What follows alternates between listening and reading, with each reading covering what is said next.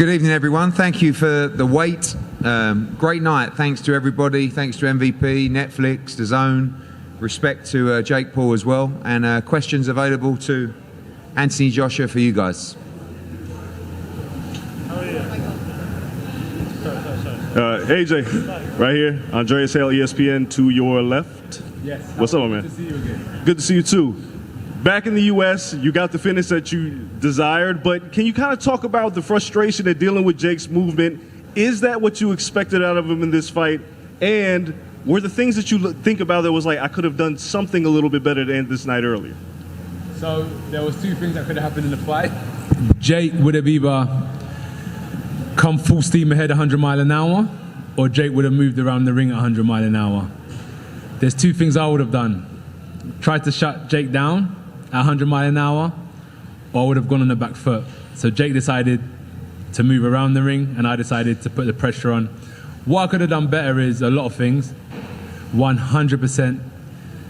In the fight game, you've seen the amazing fighters that have graced us over the last 100 years, and the expectations that we put on ourselves are immense, but I tried my best. Jake done well while it lasted, but if you remember what I said in the interview with Cameron is, fighting's not just physical, it's psychological. And when you understand the psychological warfare, I did say to you is that, Jake, what's gonna happen?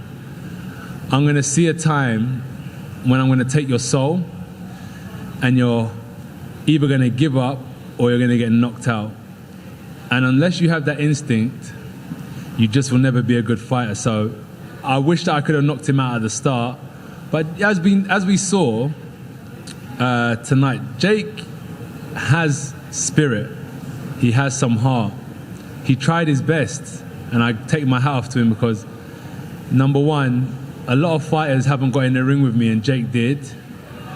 And secondly, even when he got knocked down, he kept on trying to get up, and I take my hat off to him. So America, I think you have someone who could potentially, if he still has the heart for it, come back again, dust the dirt off his shoulder, and come again and maybe sell out this center sometime in 2026. Maybe against a Gervonta Davis, a Ryan Garcia, who knows?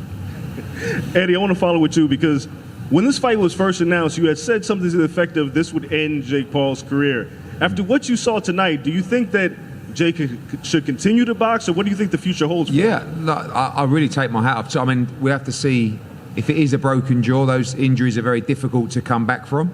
But as AJ said, like that last shot would have knocked out a lot of heavyweights. And I know he went down heavy, but you know he was conscious on the floor. And I thought his game plan, although obviously very negative early on, which it had to be, was smart at times. And there were times where he held his feet and let his hands go. You know, it was a very one-sided fight. It was always going to be a one-sided fight. But you can't give him anything but credit and respect. There's a lot of negative people out there. There's a lot of people who want to criticise people. They're not doing what Jake Paul's done. He just went in with Antony Joshua and gave it his best shot. Took a lot of punishment and ended the fight eventually on his feet after the stoppage. So, you know, I think he'll have to see physically how that jaw, I don't know the severity of it. It's a very difficult injury to come back from. But he showed he's got ability, and that's what we said. You know, he's dedicated to the game. He has got ability. He done well. Last one, AJ. Before this fight, we talked, and you said, I'm not thinking about 2026 until after this fight. Now, what is the plan? Because there was talk about Turki Al-Sheikh saying that you would take an interim fight before you would fight Tyson Fury. Can you guys kind of illuminate what the plan is entering next year?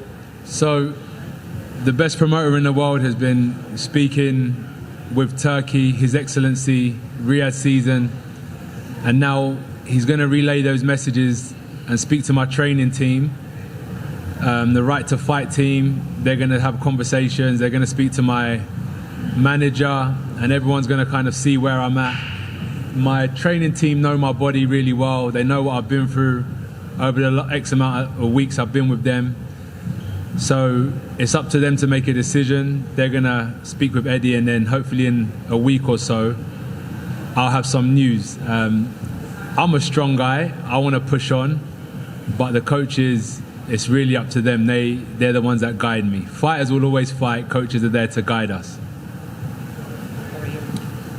AJ's Kevin Garcia, aka the Puerto Rican Kid KG, and I just wanted to get your assessment. You know, you've now been in the ring with Jake Paul and Francis Ngannou. What do you think about them comparatively when you assess what they were like up against you?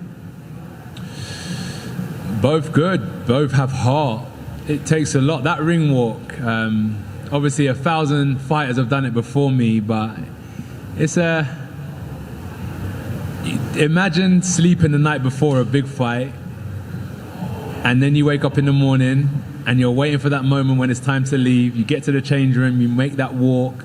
I take my hat off to Francis Ngannou because he's ultimately an MMA fighter, and he crossed over into boxing twice. He beat up Tyson Fury, and then had a short fight with me, but he walked in that ring twice. Credit to him. Then Jake Paul, who has been boxing now for 5 or so years at an elite level, the amount of pressure that's been put on his shoulders, and he's lived up to that pressure. I'm not going to say that they're world class, because in our modern day era, there's maybe 4, 5, 6, 7 Antony Joshuas that can punch, that can avoid punches, that know what they're doing in the ring. So Jake will struggle at top level, but he has a place in boxing if he wants to stay, in my opinion. So credit to him and his team for getting him this far. Thank you. And just one other question for you, Anthony. Can you talk a little bit about, was it frustration or what was going through your mind when, some of the clinching was happening? You had hit him a few times on the, you let him go a few times, but then there was a time on the break where you gave him a few good body shots. What was happening in the ring? So 2 things were happening in my mind in the clinches. In the clinch, he done really well. When you're in survival mode, you will always find a way. So I was trying to look for certain shots. I actually wanted to let my hands go in the clinch, but he done well to tie my hands up. And as you could see, when they were free, I tried to land a few body shots. And I tried when I could. It was a bit messy, but from a systematical breakdown, the right hand landed, it found its home, and the referee waved it off after. Did he get counted out, or did the ref wave it off? I believe he got counted out. So the right hand found its home. Out, I would have loved to have landed some more body shots, but it weren't for tonight, maybe in the future, but we got the job done in the end anyway. Congrats on the win, AJ. Thank you, mate. Jack from The Sun. A question for you, Eddie. There's actually been some rumours around the circuit this week that there's a fight for AJ in February next year against the kickboxing champion, Rico Van Hoven. Is there any legs to that? No, we've been talking about a possible fight with Turki Al-Sheikh. Couple of opponents mentioned. The biggest challenge now, as AJ said, it's 8 weeks tonight. He had a very tough camp, 8 or 9 weeks with a new team who gave him a good working over. So we will sit down with that team and talk about when he will be ready to return. So in an ideal world, that would be the time. But we're going to see when he's ready. Rico, whoever it is, we haven't finalised that yet, but the date really is what we're going to work on over the next 4, 5, 6 days, because we're not going to rush him back if he's not quite ready, but it won't be long. And the plan is to fight in the spring, and then obviously fight Tyson Fury. AJ, if you had it your way, would you just go in to fight Tyson next, or would you like one more? Yeah, I would.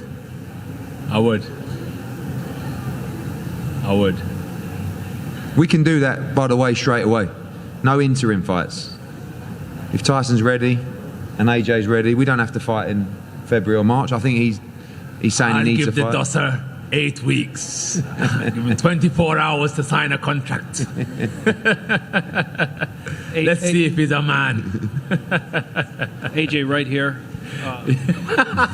Greedy belly.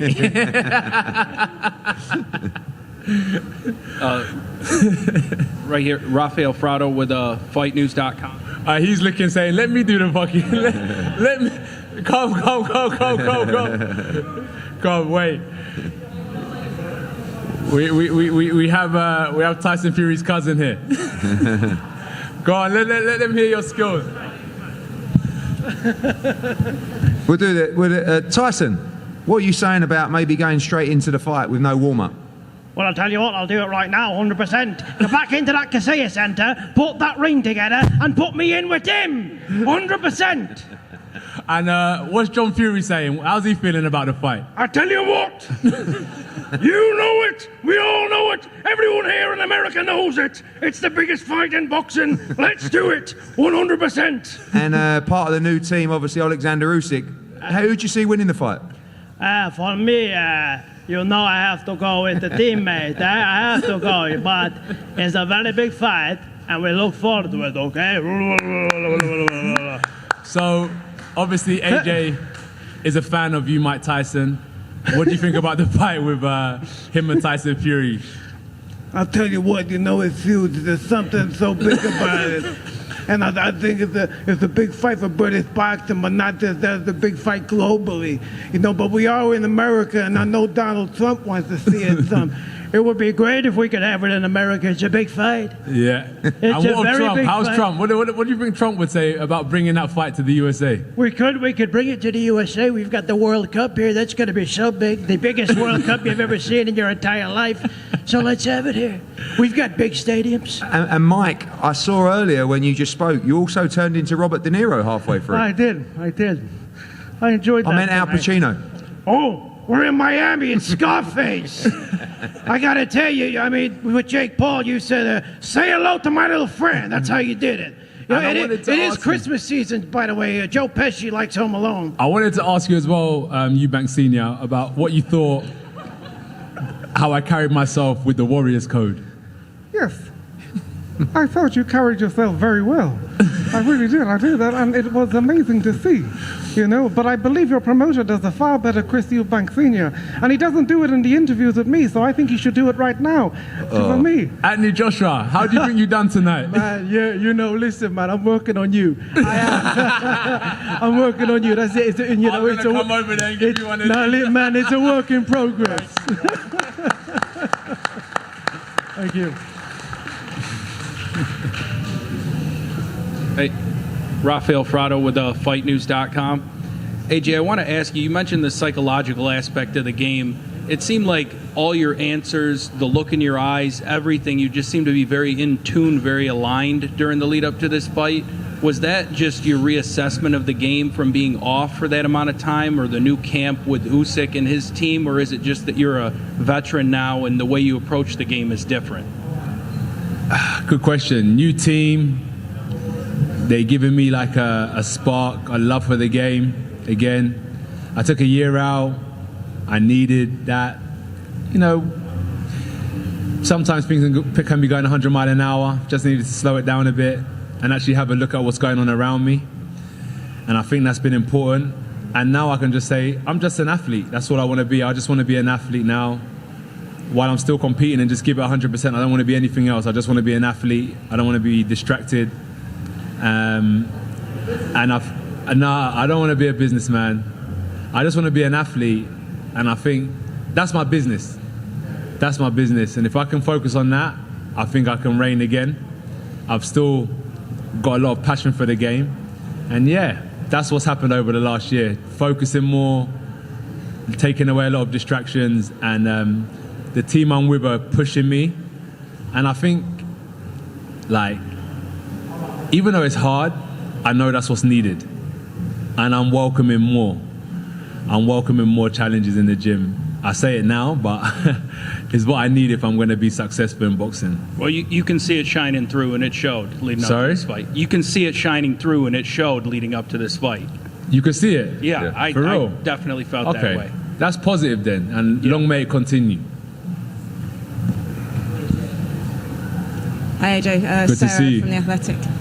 Congrats on the win. Thank you. You know, obviously you said you had 15 months out, a time when I'm guessing you had lots of questions in your own mind. Did tonight answer any of those questions? Well, I wanted to fight, so the question is, I was asking myself, do I actually want to fight? The only way I'm going to find out is if I get in the ring and have a feel for it.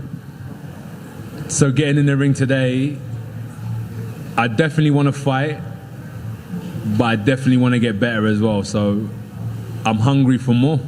I'm hungry to get back on that gravy chain and just continue everything that I kind of left behind in 2025. I had a tough defeat in my last fight, and I just want to. 2024, I had a tough defeat in 2024, and I just want to pick up and move forward again. So yeah, I'm glad that I got back in the ring and I figured out that this is where I want to be. It was a real test for me to figure out if I still want to continue or not, and this was a good eye opener to say this is where I want to be. I want to get back in the ring and go again. Thanks. Thank you. Anthony, I'm Travis with Weighing In with Travis Hartman. I don't know if you remember me, but at the very You said kickoff, to Jake about his record. I did. He fought better fighters than this person and that, right? Yep. And he fought you in his 14th. But do you remember what I asked you? So you asked me, I can't remember.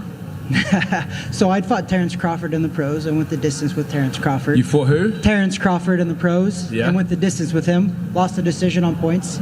But I asked you if you went the distance with Jake Paul, would that be a loss? Okay. And you said yes, I had to knock him out. Yeah. So tonight, did it go how you thought it would go? And is it a success for you? I know you won. We all seen that, right? Is it a success for you tonight? I have a follow-up. No. I needed to do better. Yeah. No, it's a win, but it's not a success. I think my coach expects more from me, and I expect more from myself. But what can we do? We can't reverse the clocks. I have to move forward. I have to put that in the past now. After today, you may see a bit of social media trying to lap up all of the algorithm attention. But for me, it's in the past. I can't live off of that win. I've got a lot of improvement that I need to do. So yeah, I'm not happy. So I saw you when you were walking out. I got to see you. You were right below me. You were standing there for a little bit. And I was just wondering, did this fight feel like a real fight? Like a fight when you go into a heavyweight championship of the world? Did it feel like that? Because to me, it just looked a little different. Because was it hard for you to really get up? Yeah. That, knowing that that's not there was a lot Dillian riding White, on it. Joseph Parker. There was a lot riding on this fight. Yeah. There was a lot riding on this fight. A lot of pressure. A lot of expectations. So I had to perform. A lot of people doubt me. I saw Maurizio Suleiman put a picture up of Jake. He don't put a picture up of me. A lot of people don't respect me, so there's a lot of pressure. And I had boxing on my back today.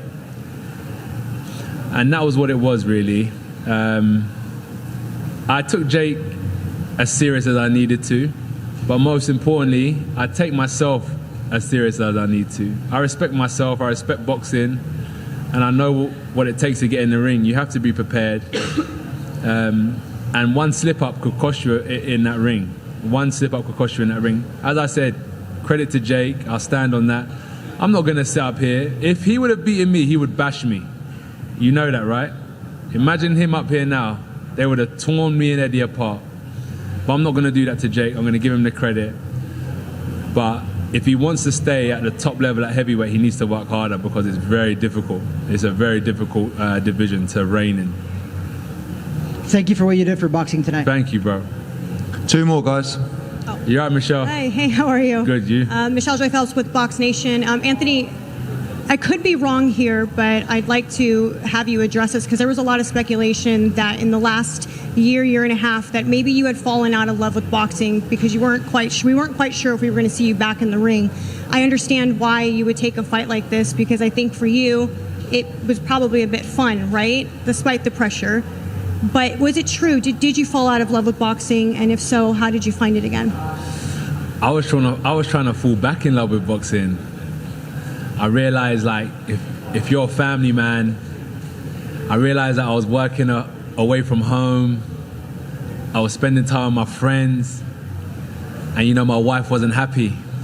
So I had to kind of look at the decisions I was making, and I had to come back home to boxing, and I had to sacrifice. I had to take a look at my life, make necessary changes to put my love back to the sport. This sport is unforgiving. If you don't give it 100% attention, those belts will be torn away from you and be put on someone else's waist who gives it the love and attention that boxing needs, and I wasn't giving it enough love and attention. So it wasn't that I stepped away because I didn't want to fight. I stepped away because I knew if I'm gonna be in boxing, I need to be 100%, and that's what it was. And it took me. I gave myself a year. I said I'm gonna give myself a year. And on September 21st, 2025, the year was done. We normally do 12-week training camp. September 21st, October 21st, November 21st, December 19th. 3 months of training, and we get straight back in the ring. So for me, it was a perfect plan, and I don't want to start like losing my focus now and go and start like socializing and let's get lit. You're popping right now. You know what I'm saying? Your boy's got to try and stay focused. It's difficult. Staying focused takes effort, and I do need to though, because as I said, boxing, if you don't give it the love it needs, it will get up and leave and go and spend the night. Your belts will spend the night with someone else. So I need to focus, man. And I took the time out because I just wanted to regain the focus I need if I'm going to fight. And joining Alexander Usyk, his team, it came a bit of a shock to the boxing world. How did that come about, and how did you feel that you guys meshed? So I spoke to Sergey, who works with Usyk, and he invited me down to their training camp. Ultimately, just to do some rounds. There was nothing more to it, but our schedules didn't align at the time. And I spoke to them. I then spoke to Tom Hall, who's a good friend of mine, and he said, "Look, let's try and find some time in your schedule. Put boxing first, and go out there. They're a very good team. You want to win, they're winners. If you want to win, surround yourself with winners." Spoke to Eddie, spoke to family, everyone said it's a good idea. I was initially going to go out there for 2 weeks. That turned into 3 months. That turned into a fight, and long may it continue. It's been a really good experience, a really good eye-opener. And I think I can definitely do more. I done well at becoming 2-time heavyweight champion of the world. But I think if I would have known what it takes, I think I would have been undisputed. To the young fighters coming up, you have to work harder. If you really want to win and you really want to get to the top of boxing like Usyk has, you have to work harder. And that's what I've learned with these guys is hard work doesn't lie. Hard work will give you the results you need. And, you know, tonight wasn't perfect, but the result was a win. And that only happened because of the work we put in over the last 2-3 months. So thank you to the team for your efforts. I appreciate it. Thank you to MVP. Thank you to Matchroom. Thank you to everybody involved. I hope I see you guys soon. And for those that celebrate Christmas, enjoy your Christmas. And for those that don't, enjoy the festive period. Thank you for your love, appreciation for the sport.